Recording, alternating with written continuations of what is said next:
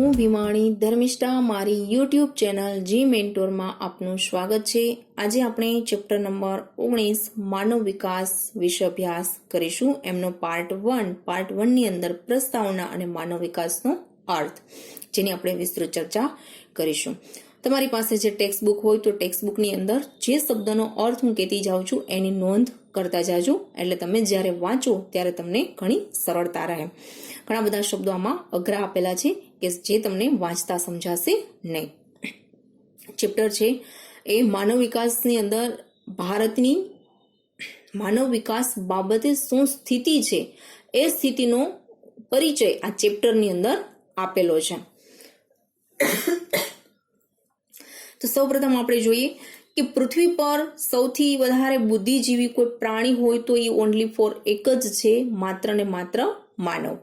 તો એ માનવ વિશે આજે આપણે અભ્યાસ કરવાનો છે। અહીંયા આદિ માનવથી વાત કરી છે કે આજના જટિલ જે સમાજ વ્યવસ્થા છે, આજનો જે માનવ છે એ બે વચ્ચે આપણે કમ્પેર કરીને આગળ સમજીએ।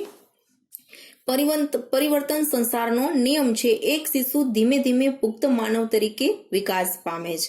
હવે કોઈ પણ સંસાર કે સમાજ છે એ ક્યારેય પરિવર્તન વગરનો હોઈ શકે નહીં। હા, પરિવર્તનની અંદર ગતિમાં થોડુંક ઝડપી અને ધીમું હોઈ શકે। શહેરની અંદર ઝડપથી પરિવર્તન આવે છે, જ્યારે ગ્રામીણ વિસ્તારમાં પરિવર્તન ધીમું આવે છે। શિક્ષિત સમાજમાં ઝડપથી પરિવર્તન આવતું હોય, જ્યારે નિરક્ષર લોકો હોય એની અંદર આ પરિવર્તન આવતા વાર લાગે છે। પણ પરિવર્તન વગર કોઈ સંસાર કે સમાજ હોઈ શકે નહીં। એક શિશુ ધીમે ધીમે પુખ્ત માનવ તરીકે વિકાસ પામે છે કે એક બાળકનો જન્મ થાય છે, એ બાળક છે ધીમે ધીમે એનો શારીરિક અને માનસિક યાની કે બૌદ્ધિક વિકાસ થાય છે। બીજો મુદ્દો, માનવ આદિમાનવ અવસ્થામાંથી અત્યારની જટિલ સમાજ વ્યવસ્થાન રૂપે વિકાસ થયો છે। હવે જે માનવ, આપણે થોડીક પ્રાચીન સમય તરફ વયા જાય કે આદિમાનવ છે એ સૌ પ્રથમ જ્યારે પોતાની આર્થિક પ્રવૃત્તિ કરતો તો માત્ર ભૂખને સંતોષવા માટે જ કરતો હતો, એની કોઈ બીજી જરૂરિયાત હતી નહીં, એટલે એમનો વિકાસ થયો ન હતો। એને જંગલમાંથી જે ફળ ફૂલ માંસ મળતું તે ખાઈ લેતો, ગુફામાં રહેતો અને વસ્ત્ર તરીકે ઝાડના છાલ અને પાંદડાનો ઉપયોગ કરતો, એટલે એની કોઈ બીજી જરૂરિયાત હતી નહીં, એટલે એનો વિકાસ નહોતો થયો। પણ જેમ માણસની બુદ્ધિનો વિકાસ થતો ગયો તેમ તેમ હજારો વર્ષોના સમય પછી મનુષ્યએ પોતાની બુદ્ધિ, શક્તિ, આવડત, કલા, કૌશલ્ય દ્વારા જે વિકાસ કર્યો એ આજે આપણે જોઈ શકીએ છીએ। એના માટે શબ્દ વાપરો છે જટિલ। શું કામે? તો કે આજના જટિલ સમાજ વ્યવસ્થાની અંદર માત્ર આપણે ભૂખ સંતોષવા માટે જ આર્થિક પ્રવૃત્તિ નથી કરતા, આપણે ભૂખની સાથે સાથે આરોગ્ય, શિક્ષણ, મનોરંજન અને આવાસ, ભૌતિક સુખ સગવડતાના સાધનો વગેરે જેવી જરૂરિયાત પણ આપણે પૂર્ણ કરવાની થતી હોય છે। એટલે આ જરૂરિયાતને પૂર્ણ કરવા માટે આપણે આર્થિક પ્રવૃત્તિ કરીએ છીએ। ત્યાર પછીનો ત્રીજો મુદ્દો, સમાજ વ્યવસ્થા અને અર્થવ્યવસ્થાનો પણ વિભિન્ન સ્વરૂપે વિકાસ થયો છે। એટલે કે પ્રાચીન સમયની સમાજ અને અર્થવ્યવસ્થા કરતા આજની અર્થવ્યવસ્થામાં નું આખું સ્વરૂપ છે એ બદલાઈ ગયું છે। સમાજ વ્યવસ્થામાં કોનો સમાવેશ કરીશું તો કે એને ઇંગ્લિશમાં સોશિયલ સિસ્ટમ તરીકે ઓળખવામાં આવે છે। હવે આ સિસ્ટમની અંદર સામાજિક મૂલ્યો, સંબંધો, ધોરણો, રહેણી કહેણી, નિયમોનો સમાવેશ થાય છે, જે અગાઉની કમ્પેરમાં આજની વાત કરીએ તો આજના સમાજ વ્યવસ્થામાં ચેન્જીસ જોવા મળે। અર્થવ્યવસ્થાની વાત કરીએ તો પહેલા આર્થિક પ્રવૃત્તિ થતી હતી, તો એ આર્થિક પ્રવૃત્તિનું આજનું સ્વરૂપ અને ત્યારનું સ્વરૂપ જોવો તો તમને બંને વચ્ચે તફાવત જોવા મળશે। અત્યારે આપણે જે આર્થિક પ્રવૃત્તિ કરીએ છીએ તો ટેકનોલોજી અને એક નવા સ્વરૂપ તમારી સામે જોવા મળશે। પેલા આ લોકો છે સાદી પુરાણી ખેતી કરતા, તો ખેતીની અંદર પણ સાદા ઓજારોનો ઉપયોગ કરતા હતા, આજે ખેતીમાં પણ આધુનિક ટેકનોલોજી આવી ગઈ છે। એટલે કહેવાનો મતલબ છે કે સમાજ વ્યવસ્થા અને અર્થવ્યવસ્થા પણ બદલાઈ ગઈ છે। આર્થિક ઉત્પાદન અને વપરાશ, આવક, જાવક અને નફાખોટનો હિસાબ માંડવા માટે શરૂ થયેલું અર્થશાસ્ત્ર છેલ્લા 60-70 વર્ષથી ભૌતિક સુખાકારી અને માનવ વિકાસ માટેનું શાસ્ત્ર બનવા માંડ્યું છે। પેલા જે અર્થશાસ્ત્ર છે એનો વિકાસ થયો, એટલે કે અર્થશાસ્ત્ર અસ્તિત્વમાં આવ્યું ત્યારે અર્થશાસ્ત્રના મેઇન મુદ્દા હતા વસ્તુનું ઉત્પાદન કેટલું, એનો કેટલો વપરાશ થયો, કેટલી આવક થઈ, કેટલી જાવક યાની કે ખર્ચ, કેટલો નફો થયો અને કેટલો ખોટ। તો આ હિસાબ રાખવા માટે અર્થશાસ્ત્રનો વિકાસ થયેલો હતો। પણ આજે એની અંદર છેલ્લા 60-70 વર્ષથી વાત કરીએ તો આ જ અર્થશાસ્ત્રની અંદર ભૌતિક સુખાકારી એટલે કે ભૌતિક સુખ સગવડતાના સાધનો સાથે માનવ વિકાસ આ બંને મુદ્દાનો સમાવેશ પણ એની અંદર થઈ ગયો છે, બરાબર. એટલે આ બંને મુદ્દાનો સમાવેશ થયેલો છે. ત્યાર પછીનો મુદ્દો, વિશ્વના અનેક દેશોના લોકોના જીવનની ગુણવત્તામાં ઘણો તફાવત જોવા મળે છે. અહીંયા વાત કરી છે કે જીવન માનવ વિકાસ, અહીંયા વાત કરી તો ખાલી શારીરિક ને માનસિક વિકાસની વાત અહીંયા નથી કરી, પણ માનવનો વિકાસ એ ગુણવત્તા વાળો થવો જોઈએ. એ આ ચેપ્ટરનો મેઇન મુદ્દો છે. તો અહીંયા કીધું છે કે એક દેશથી બીજા દેશની કમ્પેર કરો તો એના જીવનની ગુણવત્તામાં ઘણો તમને તફાવત જોવા મળશે. તો અહીંયા હું ઉદાહરણ આપું છું કે અમેરિકાનું જીવન ધોરણ જુઓ અને ભારતનું જીવન ધોરણ જોશો તો તમને બંને વચ્ચે ઘણો ગેપ જોવા મળશે, તફાવત જોવા મળશે. કારણ કે અમેરિકાનો આર્થિક વિકાસ ખૂબ ઝડપથી થઈ રહ્યો છે, એની કમ્પેરમાં ભારતનો વિકાસ, આર્થિક વિકાસ છે ખૂબ ધીમી ગતિએ થઈ રહ્યો છે. એટલે બંને વચ્ચે વિકાસમાં થોડોક તફાવત જોવા મળે છે. બે દેશો વચ્ચે જ નહીં પણ દેશના બે વિસ્તારો વચ્ચે પણ તફાવત જોવા મળે છે. તો એક જ દેશ છે તો એક જ દેશની અંદર જુદા જુદા વિસ્તારમાં પણ વિકાસની અંદર તફાવત જોવા મળે છે. કોઈ રાજ્યની અંદર સારી રીતે સારા ઉદ્યોગો વિકસેલા હોય, સારી ખેતી થતી હોય તો ત્યાં સારો વિકાસ થયેલો હોય, અને અન્ય પ્રદેશની અંદર પછાત હોય, શિક્ષણનું ધોરણ પણ એટલું બધું સારું ન હોય, સારી ખેતી ન થતી હોય, પાણી ન હોય તો ત્યાંનો વિકાસ પણ કેવો હોય? ઓછો હોય. એવી જ રીતે શહેરનો વિકાસ અને ગામડા બેની કમ્પેર કરો તો શહેરમાં ખૂબ ઝડપથી અને સારો વિકાસ અને ગુણવત્તાવાળું જીવન ધોરણ જોવા મળશે. એની કમ્પેરમાં આપણે ગામડાની વાત કરીએ તો પછાત ગામડા હશે તો ત્યાં નિરક્ષર લોકોનું પ્રમાણ વધુ હશે, તો ત્યાંની જીવનની ગુણવત્તામાં ઘણો બધો શહેર અને ગામડાની અંદર ફેરફાર જોવા મળશે. એટલે એવું નથી કે ગામડાનો વિકાસ નથી થતો, આજે ગામડાનો પણ વિકાસ થઈ રહ્યો છે પણ ધીમી ગતિએ થાય છે. એમાં પણ ગુણવત્તાનું ધોરણ છે સુધરી રહ્યું છે, પણ કેટલાક પછાત વિસ્તારો, છેવાડાના વિસ્તારો એવા છે કે જે આજે પણ ગુણવત્તાવાળી વસ્તુ એમને મળતી નથી. જીવનની ગુણવત્તા સુધારવા અન્ન, વસ્ત્ર અને આવાસ જેવી મૂળભૂત જરૂરિયાતો સંતોષવી જરૂરી છે. આ જે મુદ્દો છે હું હમણાં બોલી છું એ આઈએમપી શોર્ટ ક્વેશ્ચન છે. શોર્ટ ક્વેશ્ચન એવી રીતે પૂછાય કે જીવનની ગુણવત્તા સુધારવા કઈ મૂળભૂત જરૂરિયાતો સંતોષવી જરૂરી છે? તો આપણી પ્રથમ જરૂરિયાત રહેશે અન્ન, વસ્ત્ર અને આવાસ. આપણો જવાબ હોવો જોઈએ અન્ન, વસ્ત્ર અને આવાસ. 1 માર્કના પ્રશ્નમાં યાદ રાખવાનું છે. હવે સૌ પ્રથમ આપણે આર્થિક પ્રવૃત્તિ કરીએ છીએ ખોરાક મેળવવા માટે. જ્યારે આપણે ખોરાક મેળવતા રૂપિયા વધે છે તો સારા વસ્ત્રો ખરીદીએ છીએ. સારા વસ્ત્રો, અન્ન અને સાથે આવાસ. જ્યારે આપણી પાસે થોડા ઘણા સારા પૈસા હોવા લાગે છે એટલે સારું મકાન ખરીદીએ છીએ. જ્યાં આપણને, હું એક બંગલાની કે કોઈ મોટા એપાર્ટમેન્ટની અંદર કોઈ બ્લોકની વાત નથી કરતી, પણ જ્યાં ગરમી, ઠંડી અને વરસાદથી આપણું રક્ષણ થાય, બરાબર, એવું પાકું અને સારી જગ્યામાં, બરાબર, રહેવા લાયક જગ્યામાં આપણું પાકું મકાન હોય. આ જરૂરિયાતો છે એ મૂળભૂત આપણી જરૂરિયાતો છે, બરાબર. તમને એમ પણ પ્રશ્ન પૂછે કે માનવીની મૂળભૂત જરૂરિયાતો કઈ, તો પણ તમારે યાદ રાખવાની છે અન્ન, વસ્ત્ર અને આવાસ. ત્યારબાદ શિક્ષણ, સ્વાસ્થ્ય, મનોરંજન વગેરે જરૂરિયાતો ઊભી થાય છે. સૌ પ્રથમ આપણે આ 3 જરૂરિયાતો સંતોષી લઈ અને પછી આપણે આર્થિક પ્રવૃત્તિ કરતા સારી આવક થવા લાગી તો ત્યાર પછી આપણે આપણા સંતાનો હોય તો એમને સારા શિક્ષણ મેળવવા માટે સારી સંસ્થામાં એડમિશન કરાવીએ છીએ, સારું જ્ઞાન પ્રાપ્ત કરવા માટે. પછી સ્વાસ્થ્ય, જ્યારે આપણી પાસે પૈસા થાય એટલે આપણા ઘરની અંદર કોઈ બીમાર પડે, આપણે પોતે બીમાર પડીએ તો સારી હોસ્પિટલમાં જઈ અને સારી સુવિધા મેળવીએ છીએ, સારી ટ્રીટમેન્ટ લઈએ છીએ.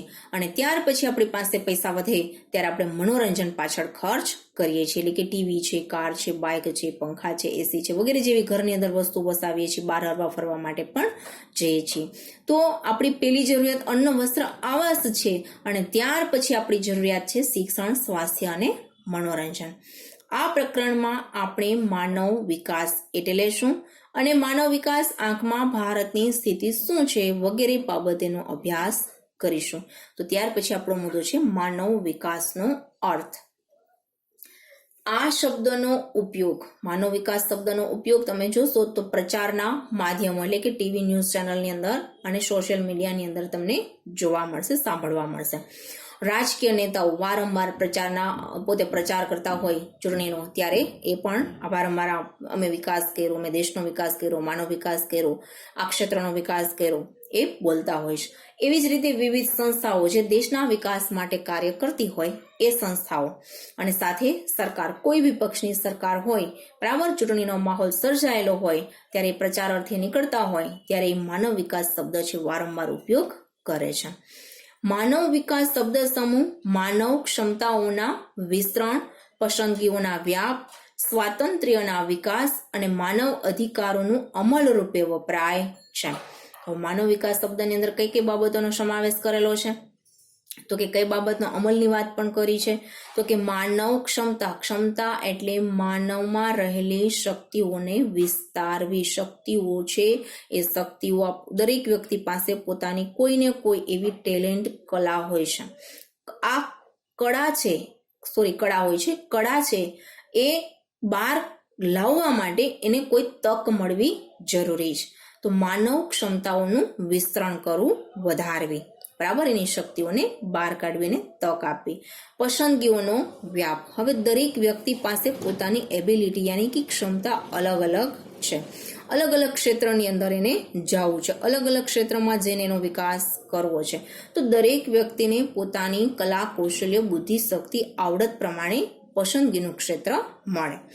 સ્વાતંત્ર્યનો વિકાસ, દરેક વ્યક્તિ સ્વતંત્ર રીતે પોતાની ઈચ્છા પ્રમાણે વિકસે. અને માનવ અધિકારો, દરેક વ્યક્તિને યુએને પણ અધિકારો આપ્યા છે વિશ્વને, એમ આપણા દેશે પણ દરેક માનવને 6 અધિકારો આપ્યા છે, જે તમે 9માં ભણી ગયા છો. સ્વતંત્રતાનો હક, સમાનતાનો અધિકાર, ધાર્મિક સ્વતંત્રતાનો હક વગેરે. તો આ બધા હકો છે એ દરેક વ્યક્તિને એક જ સરખા મળે. પછી રાજકીય નેતાનો પુત્ર હોય, અથવા તો કોઈ ફિલ્મ સ્ટાર હોય, કોઈ પૈસાવાળો વ્યક્તિ હોય કે ગરીબ વ્યક્તિ હોય, દરેકને પોતાના અધિકારો એક જ સરખી રીતે મળે, બરાબર. તો આ એક માનવ વિકાસ છે, એ આટલી બાબતોનો સમાવેશ એની અંદર થાય છે. માનવ વિકાસ કેવળ શિક્ષણ, આરોગ્ય, પોષણ, સંસાધનોના નિયંત્રણ કરતા કંઈક વધુ બાબતોનો સંકેત આપે છે. માનવ વિકાસ એટલે શિક્ષણ, આરોગ્ય, પોષણ એટલે ખોરાક, સંસાધનોનું નિયંત્રણ કરવું, આટલી જ બાબતોનો સમાવેશ નથી થતો. એની અંદર ઘણી બીજી કેટલીક બાબતોનો પણ સમાવેશ થાય છે. હવે ત્યાર પછી જે મુદ્દો શરૂ થાય છે એ 3 ગુણનો પ્રશ્ન છે, માનવ વિકાસ એટલે શું? બરાબર, પ્રશ્ન યાદ રાખવાનો છે 3 ગુણના પ્રશ્ન તરીકે, માનવ વિકાસ એટલે શું. હવે એની અંદર પહેલા આપણે વ્યાખ્યા જોઈ લઈએ કે માનવ વિકાસની વ્યાખ્યા યુએનડીપીએ શું કરી છે. માનવ વિકાસ એ માનવીની આકાંક્ષાઓ અને જરૂરી હોય તેવી જીવન નિર્વાહની સુવિધાઓ વિસ્તારવાની પ્રક્રિયા છે. આ વ્યાખ્યા કોણે આપેલી છે? યુએનડીપીએ આપેલી છે. યુએનડીપીનું ફૂલ ફોર્મ શું છે? United Nations Development Programme. એને આપણે ગુજરાતીની અંદર યાદ રાખશું, સંયુક્ત રાષ્ટ્ર વિકાસ કાર્યક્રમ, બરાબર. યુએનડીપી તમારે શોર્ટ ક્વેશ્ચન યાદ રાખવાનું છે કે માનવ વિકાસની વ્યાખ્યા કોણે આપી છે? તો કે યુએનડીપીએ. શું વ્યાખ્યા આપી છે? તો પણ તમારે 1 માર્કના પ્રશ્નમાં યાદ રાખવાનું છે. હવે એ વ્યાખ્યાને સમજી લઈ. માનવીની આકાંક્ષાઓ એટલે ઈચ્છાઓ અને અપેક્ષાઓ. વિડીયોને અંત સુધી જોશો એટલે તમને ખ્યાલ આવશે. હું શબ્દના અર્થ બોલતી જાઉં છું, ફરી એકવાર કહું છું, એની નોંધ કરતા જાજો, તો તમને આની એક એક લીટી સમજાશે. આકાંક્ષાઓ યાની ઈચ્છાઓ અને અપેક્ષાઓ, બરાબર. તો દરેક વ્યક્તિની કોઈને કોઈ ઈચ્છા અને અપેક્ષા હોય જ છે. એવી જ રીતે જીવન નિર્વાહની સુવિધાઓ એટલે કે જીવન જીવવા માટે જે કાંઈ જરૂરી જોઈએ છે એ બધી જરૂરિયાતો પૂર્ણ કરવી. જે આગળ આપણે વાત કરી, અન્ન, વસ્ત્ર, રહેઠાણ, શિક્ષણ, આરોગ્ય, મનોરંજન વગેરે. અને એ જરૂરિયાત ખાલી પૂરી કરવા ખાતર નહીં, પણ એ જરૂરિયાત સારી ગુણવત્તાવાળી એ પૂર્ણ થવી જોઈએ, બરાબર. અને દરેક વ્યક્તિને એ જરૂરિયાત પૂર્ણ થાય. અડધા લોકોને મળે છે, અડધાને નથી મળતી, તો અડધાનો વિકાસ થવાનો નથી. આવું ન બને તે માટે આ બધી જીવન જરૂરિયાતની જે કાંઈ વસ્તુઓ એટલે કે જીવનને જીવવા માટે જે કાંઈ જરૂરિયાતો છે એને વિસ્તારવાની વાત કરી છે. એ સુવિધાઓને વધારવાની વાત કરી છે. સુવિધા વધશે તો બધા પ્રદેશની અંદર રહેલા લોકો છે એનો તમામ લોકોનો વિકાસ થશે. બરાબર. ફરી એકવાર, માનવ વિકાસ એ માનવીની આકાંક્ષાઓ અને જરૂરી હોય તેવી જીવન નિર્વાહની સુવિધાઓ વિસ્તારવાની પ્રક્રિયા છે. અહીંયા આપણી વ્યાખ્યા પૂર્ણ થાય છે. વ્યાખ્યા પછીનો પહેલો મુદ્દો. જો વિદ્યાર્થી મિત્રો હજુ સુધી તમે મારી ચેનલને સબસ્ક્રાઇબ ન કરી હોય તો સબસ્ક્રાઇબ કરો, વિડીયો પસંદ આવે તો લાઈક કરો અને શેર કરો. પહેલો મુદ્દો જોઈ લઈ. માનવ વિકાસ એ વિકાસની દિશામાં માનવ કેન્દ્રિત અભિગમ છે. શોર્ટ ક્વેશ્ચન યાદ રાખવાનું છે. માનવ વિકાસના કેન્દ્રમાં કોને ગણવામાં આવે છે અથવા માનવ વિકાસના કેન્દ્રમાં કોણ છે? તો માનવ. બરાબર. માનવના વિકાસનો અભ્યાસ કરવામાં આવે છે એટલે. ત્યાર પછીનો મુદ્દો. માનવ વિકાસનો ઉદ્દેશ્ય દરેક માટે જીવનની એક સરખી પરિસ્થિતિ ઊભી કરવાનો છે. માનવ વિકાસ કરવો છે તો માનવ વિકાસ માટેનો હેતુ શું છે? તો કે જીવનની એક સરખી પરિસ્થિતિ એટલે શું? તો કે દેશનો સર્વાંગી વિકાસ સાધીને નાગરિકોના જીવન ધોરણની ગુણવત્તાને ઊંચે લઈ જવી અને દરેક એટલે કે સૌ નાગરિકના જીવનના વિકાસ માટેની તમામ તકોનું સર્જન કરવું અને દરેક નાગરિકને આ તકનો લાભ મળે આવી પરિસ્થિતિ ઊભી કરવી. જો એક સમુદાયને લાભ મળે, એક સમુદાયને ન મળે તો એક સમુદાય વિકસે, એક સમુદાય ન વિકસે તો એ યોગ્ય નથી. આખા દેશનો વિકાસ કરવો હોય ત્યારે આખા દેશના તમામ માનવને, એ છેવાડાથી માંડી અને ઉચ્ચ વર્ગના તમામ માનવને ધ્યાનમાં રાખી અને વિકાસના કાર્ય કરવા પડે. એટલે તમામ લોકોને વિકસવાની એક સારી તક મળે. ત્યાર પછીનો મુદ્દો, ત્રીજો મુદ્દો. જેનાથી લોકો તેમની પ્રતિભા અનુસાર સાર્થક અને સર્જનાત્મક જીવન જીવી શકે. જો બધાને સરખી સારી તક મળે વિકસવાની તો પ્રતિભા શબ્દ આપ્યો છે. પ્રતિભા એટલે બુદ્ધિનો વિકાસ. બરાબર. એટલે પોતાની બુદ્ધિ ક્ષમતા અનુસાર, સાર્થક એટલે પોતાને ઉપયોગી થઈ શકે એવું અને પોતાનો કોઈ ધ્યેય હોય તો એ પૂરું કરી શકે એટલે કે પોતાને લાભ થાય એવું. અને સર્જનાત્મક એટલે વસ્તુ, વિચાર, કલા, સાહિત્ય, કોઈ પણ સમસ્યાનું સમાધાન કરી અને નવું કંઈક સર્જન કરવું, નવી કંઈક રચના કરવી. બરાબર. જો એને જીવનમાં વિકસવાની સારી તક બધાને મળશે તો લોકો પોતાની બુદ્ધિ ક્ષમતા અનુસાર પોતાને ઉપયોગી થઈ શકે એવું કંઈક નવું સર્જન કરી અને સારું જીવન જીવશે. ત્યાર પછીનો મુદ્દો, ચોથો મુદ્દો. શરૂઆતમાં માત્ર આર્થિક વિકાસને જ માનવ વિકાસ તરીકે માપવામાં આવતો હતો. બે મુદ્દા સાથે લઈ લઉં છું. પાંચમો મુદ્દો. જે દેશની માથાદીઠ આવક વધુ તે દેશનો માનવ વિકાસ વધારે એ જ માપદંડ ગણાતો હતો. હવે બે મુદ્દાને સમજો. આર્થિક વિકાસ એટલે જે દેશ પાસે ખૂબ પૈસો હતો, એની આવક ખૂબ સારી હતી, ધનાઢ્ય હતો, તો એવું ગણવામાં આવતું હતું કે જે દેશની આવક સારી હોય એ દેશનો આર્થિક વિકાસ સારો હોય.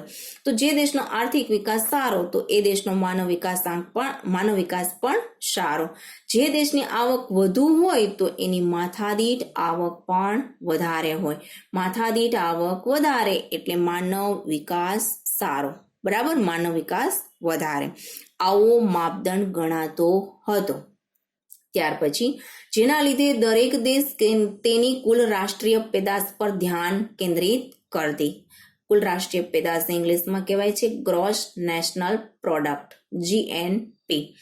હવે એટલે શું કર્યું હતું કે જે દેશની આવક સારી હતી તો એ દેશની માથાદીઠ આવક સારી હતી અને એ દેશની માથાદીઠ આવક સારી એટલે એનો માનવ વિકાસ પણ વધુ સારો આવું ગણવામાં આવતું હતું. એટલે દરેક ધનાઢ્ય દેશ અને બીજા અન્ય વિકાસશીલ દેશો પણ પોતાના દેશની અંદર પેદાશમાં વધારો થાય, ઉત્પાદન વધે એવો પ્રયાસ કરવા લાગ્યા. એટલે એની રાષ્ટ્રીય પેદાશ વધી, રાષ્ટ્રીય ઉત્પાદન વધે એટલે નિકાસ પણ વધે.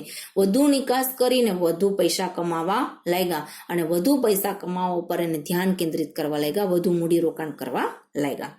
ત્યાર પછી આર્થિક વિકાસ છતાં લોકોના જીવન ધોરણમાં ખાસ કોઈ પરિવર્તન ન આવ્યું. હવે દેશમાં આવક તો વધી, આર્થિક વિકાસ એ ઝડપી બની ગયો. બરાબર. બહુ સારામાં સારો આર્થિક વિકાસ થયો પણ લોકોના જીવન ધોરણ એટલે એની રહેણી કેણીમાં કોઈ પરિવર્તન જોવા મળતું ન હતું. આવકમાં વધારો હતો, પૈસા આવ્યા, પણ રહેણી કેણીમાં કોઈ સુધારો જોવા મળતો ન હતો. ત્યાર પછીનો 8મો મુદ્દો, માથાદીઠ આવક વધવા છતાં લોકોના જીવન ધોરણ કે સુખાકારી પર વ્યાપક અસર ના થઈ. એટલે કે લોકોની રહેણીકરણીમાં તો ચેન્જીસ ન જોવા મળ્યું, પણ એની સુખ સગવડતા માટેની જે કંઈ સુવિધાઓ છે, બરાબર, સ્વાસ્થ્ય, ખોરાક, આવાસ વગેરે જે કંઈ બધું એને ગુણવત્તાવાળું મળવું જોઈએ, એમાંય કોઈ ચેન્જીસ જોવા મળ્યું નહીં. એટલે કે એક વ્યક્તિને સારા જીવન જીવવા માટે જે કાંઈ સુવિધાઓ જોઈએ છે એ સુવિધામાં કોઈ પરિવર્તન આવેલું નહોતું. આમ માત્ર આર્થિક વિકાસથી જ માનવ વિકાસ થઈ શકે નહીં. એટલે કે જે દેશનો આર્થિક વિકાસ સારો એટલે એનો માનવ વિકાસ સારો છે એવું ગણી શકાય નહીં. ઉદાહરણ આપું છું કે આપણા ફેમિલી, કોઈ કુટુંબ છે, કુટુંબની આવક ખૂબ સારી છે, ખૂબ સારી જમીન છે, કારખાના છે, બંગલા છે, ગાડી છે, બધું સારું છે, પણ આ કુટુંબ છે એ પોતાના આવક વધવા છતાં પણ એના જીવન ધોરણ એટલે કે એના રહેણી કહેણીની અંદર કોઈ સુધારો ન લાવે, કોઈ સારું સ્વાસ્થ્ય અને અનુરૂપ સ્વાસ્થ્ય પ્રત્યે કેરફુલી ન રહે, બરાબર, આરોગ્યમાં કોઈ ચેન્જીસ જોવા ના મળતું હોય, ગંદા વસવાટની અંદર રહેતા હોય, ભલે બંગલો હોય પણ એ કોઈ એરિયા એવા જેવા તેવા એરિયાની અંદર રહેતા હોય, શિક્ષણનો માહોલ ન હોય, એટલે કે પૈસો હોવા છતાં લોકોને એના બાળકોને ભણાવવામાં ન આવતા હોય, તો એના જીવન ધોરણમાં કોઈ ચેન્જીસ આવતું નથી, એનો માનવ વિકાસ થતો નથી. પૈસો આવે છે, આર્થિક વિકાસ થાય છે, પણ માનવ વિકાસ થતો નથી. એટલે કહેવાય છે આગળના મુદ્દામાં કે માત્ર આવક જ નહીં પણ પરંતુ આવકનો ઉપયોગ શી રીતે કરવો તેના ઉપર માનવ વિકાસ આધાર રાખે છે. હવે તમારી પાસે આવક થાય છે તો એ આવકનો જે પૈસો છે એ તમે કઈ વસ્તુ મેળવવા પાછળ ખર્ચો છો એના ઉપર માનવ વિકાસ આધાર રાખે છે. જો તમારા પૈસા, આવક જે આવે છે એ વધારાના પૈસાઓ છે, એ પૈસા તમે શિક્ષણ મેળવવા માટે, આરોગ્ય માટે, ગંદકીનો યોગ્ય નિકાલ કરવા માટે, સ્વાસ્થ્ય સંબંધી પરિસ્થિતિને સુધારવા માટે જો ખર્ચ કરતા હોય તો માનવ વિકાસ થયો ગણાય છે. અહીંયા આપણે જોઈએ તો માનવ વિકાસના 4 આવશ્યક સ્તંભો આપેલા છે. 1 માર્કના શોર્ટ ક્વેશ્ચનમાં યાદ રાખવાના છે. માનવ વિકાસના કેટલા આવશ્યક સ્તંભો છે? આવશ્યક એટલે જરૂરી સ્તંભો છે અને કયા કયા? તો સમાનતા, સ્થિરતા, ઉત્પાદકતા અને સશક્તિકરણ.